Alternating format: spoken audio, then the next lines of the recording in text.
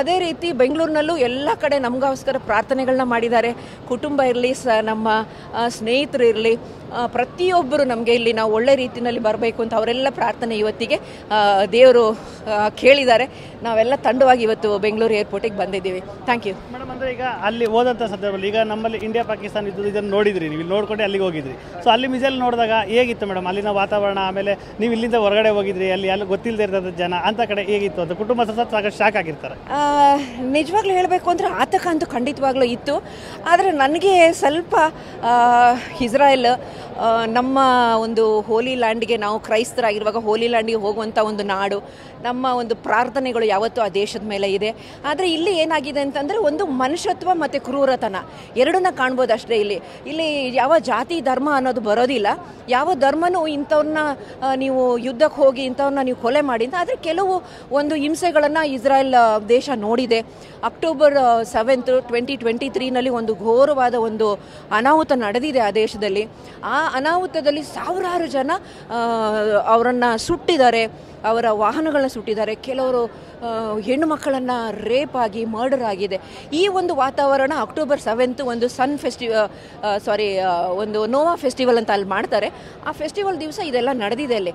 ಅದರಿಂದ ಏನಾಗಿದೆ, ಈ ಯುದ್ಧ ಅಂತ ಹೇಳೋದು ಅಲ್ಲಿ ಇವಾಗ ಎಲ್ಲಿ ಜನರಿಗೆ ಕಾಮನ್ ಆಗಿಬಿಟ್ಟಿದೆ.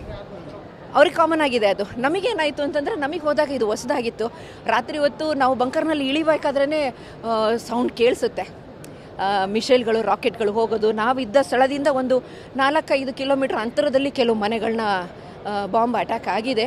ಬಟ್ ಇಮಿಡಿಯೇಟಾಗಿ ಅವರು ಇಸ್ರಾಯೇಲ್ ಅವರು ಎಲ್ಲ ವ್ಯವಸ್ಥೆಗಳು ಇದೆ. ಆ ನಿಮಿಷದಲ್ಲಿ ಅಲ್ಲಿ ಏನು ಆದಾಗೂ ಒಂದು ಮನೆಯವರಿಗೆ ಸುರಕ್ಷಿತ, ಇಮಿಡಿಯೇಟಾಗಿ ಅವ್ರನ್ನ ಹಾಸ್ಪಿಟ್ಲಿಗೆ ಸಾಗಿಸೋದು. ನೆಕ್ಸ್ಟ್ ಡೇ ಅವರ ಮನೆ ಕಳ್ಕೊಂಡವರಿಗೆ ಒಳ್ಳೊಳ್ಳೆ ಹೋಟೆಲ್ಗಳಲ್ಲಿ ಅವರಿಗೆ ಇರಿಸಿ ಅಲ್ಲಿ ನಾವೇನು ಊಟ ಮಾಡ್ತಾಯಿದ್ವಿ, ಸ್ಟಾರ್ ಹೋಟೆಲಲ್ಲಿ ಏನು ಬೊಫೆ ಲಂಚ್ ಇರುತ್ತೋ, ಬೊಫೆ ಬ್ರೇಕ್ಫಾಸ್ಟ್ ಇರುತ್ತೋ, ಅದೇ ಬ್ರೇಕ್ಫಾಸ್ಟ್ ಅಲ್ಲಿದು ಸಿಟಿಸನ್ಸ್ಗೆ ಕೊಡ್ತಾ ಇದ್ದಾರೆ. 10 ದಿವಸ 15 ದಿವಸ ಅವ್ರು ಇದೆ ಅಲ್ಲಿ. ಸೊ ಆ ರೀತಿ ಅವರು ತುಂಬ ಚೆನ್ನಾಗಿ ನೋಡ್ಕೊಳ್ತಾ ಇದ್ದಾರೆ. ಏಕೆಂದರೆ ಕೆಲವು ಮಾಧ್ಯಮಗಳಲ್ಲಿ ನಾವು ನೋಡಿದ್ದೀವಿ, ತುಂಬ ಕಷ್ಟಪಡ್ತಾ ಇದ್ದಾರೆ, ತುಂಬ ಅವರಿಗೆ ಪ್ರಾಬ್ಲಮ್ ಆಗ್ತಾಯಿದೆ, ಊಟ ಇಲ್ಲ. ಅದು ಖಂಡಿತವಾಗ್ಲೂ ಇದು ಏನೂ ಇಲ್ಲ, ಇದೆಲ್ಲ ಫಾಲ್ಸ್ ನ್ಯೂಸು. ಏಕೆಂದರೆ ನಾವು ಕಣ್ಣಿನ ನೋಡಿದ್ದೀವಿ. ನಾವು ಅಲ್ಲಿ ಇರುವ ಜನ ಅಂತೂ ತುಂಬ ಪ್ರೀತಿನಲ್ಲಿ ಇರುವಂಥ ಜನ. ನಾವಿದ್ದಿದ್ದು ಟೆಲಿ ಅವೀವ್ ಅಂತ ಹೇಳಿ, ಅದು main city, very rich place ಅಂತ ಹೇಳಬೇಕು. ಶ್ರೀಮಂತರು ಇರುವಂಥ ಒಂದು ಏರಿಯಾ. ನಾವಿದ್ದ ಒಳ್ಳೆ ಹೋಟೆಲ್ಗಳು ಕೂಡ ಅದೇ ಥರ ತುಂಬ ಚೆನ್ನಾಗಿತ್ತು. ಸೊ ಹಾಗಾಗಿ ನಾವು ನೋಡಿದ ರೀತಿಯಲ್ಲಿ ಆ ಥರ ಏನು ನಮಗೆ ಕಷ್ಟ ಅಂತ ಅನ್ನಿಸ್ಲಿಲ್ಲ. ಒಂದು ನಾವೇನೋ ನಮ್ಮ ಫ್ಯಾಮಿಲಿ ಮಿಸ್ ಮಾಡ್ಕೊಂಡ್ವಿ, ನಮ್ಮ ಸ್ನೇಹಿತರನ್ನ ಮಿಸ್ ಮಾಡ್ಕೊಂಡಿದ್ದೀವಿ, ಯಾವಾಗ ನಮ್ಮ ನಾಡಿಗೆ ಬರ್ತೀವಿ ಅನ್ನೋದಿತ್ತು.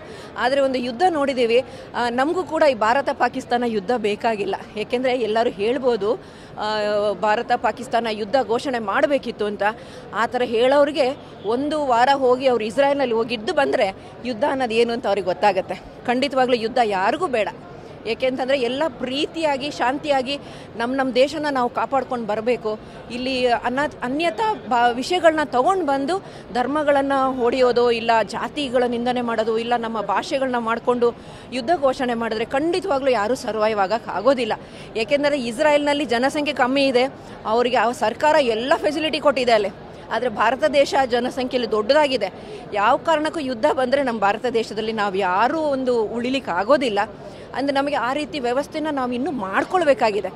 ಅಲ್ಲಿ ನಾವು 100 ಮೀಟರ್ಸ್ ಹೋದರೂ we can see the bunkers. ಮನೆಯಲ್ಲಿ ಮಾತ್ರ ಬಂಕರ್ಗಳಲ್ಲ, ಇರೋ ಹೋಟೆಲಲ್ಲೂ ಬಂಕರ್ಸ್ ಇದೆ. ನಾವು ನಡೆದಾಡುವ ರೋಡ್ನಲ್ಲಿ ಹೋಗ್ತಾಯಿದ್ರು ಬಂಕರ್ಸ್ ಇದೆ. ಆ ಸೈರನ್ ಬರುತ್ತೆ, 15 ಸೆಕೆಂಡಲ್ಲಿ ನಾವು ಇಮ್ಮಿಡಿಯೇಟಾಗಿ ಬಂಕರ್ ಒಳಗೆ ಹೋಗ್ಬಿಡಬೇಕು. ಸೇಫರ್ ಸೈಡ್ 1 ಅವರ್ 2 ಅವರ್ಸ್ ಅಲ್ಲಿರಬೇಕು. ಆಮೇಲೆ ವಾಪಸ್ ನಮಗೆ ಸೈರನ್ ಬರುತ್ತೆ, ಹೋಗಬೇಕು.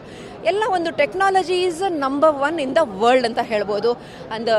ತುಂಬ ಶುಚಿಯಾಗಿರುವ ಒಂದು ದೇಶ. ಎಲ್ಲದರಲ್ಲೂ ನಾವು ವೇಸ್ಟ್ ವಾಟರ್ ಮ್ಯಾನೇಜ್ಮೆಂಟ್ ಬಗ್ಗೆ ಕಲ್ತ್ವಿ, ಟ್ರಾಫಿಕ್ ರೂಲ್ಸ್ ಬಗ್ಗೆ ಕಲ್ತ್ವಿ, ಆಮೇಲೆ ಅಗ್ರಿಕಲ್ಚರ್ ಬಗ್ಗೆ ಕಲ್ತಿದ್ದೀವಿ. ಸುಮಾರು ವಿಷಯಗಳನ್ನ ಅಲ್ಲೋಗಿ ನಾವು ಕಲ್ತ್ಕೊಂಡು ಬಂದಿದ್ದೀವಿ. ನಮ್ಗೆ ಒಂದೇ ಒಂದು ಫೋಕಸ್ ಏನಿತ್ತು ಅಂದರೆ ನಾವು ಅಲ್ಲಿಂದ ಬಂದಿದ್ದ ತಕ್ಷಣ ನಮ್ಮ ಬೆಂಗಳೂರನ್ನ ಆ ಥರ ನೋಡಬೇಕು ಅಂತ. ಖಂಡಿತವಾಗ್ಲೂ ಬೆಂಗಳೂರನ್ನ ನಾವು ಆ ಥರ ನೋಡ್ತೀವಿ.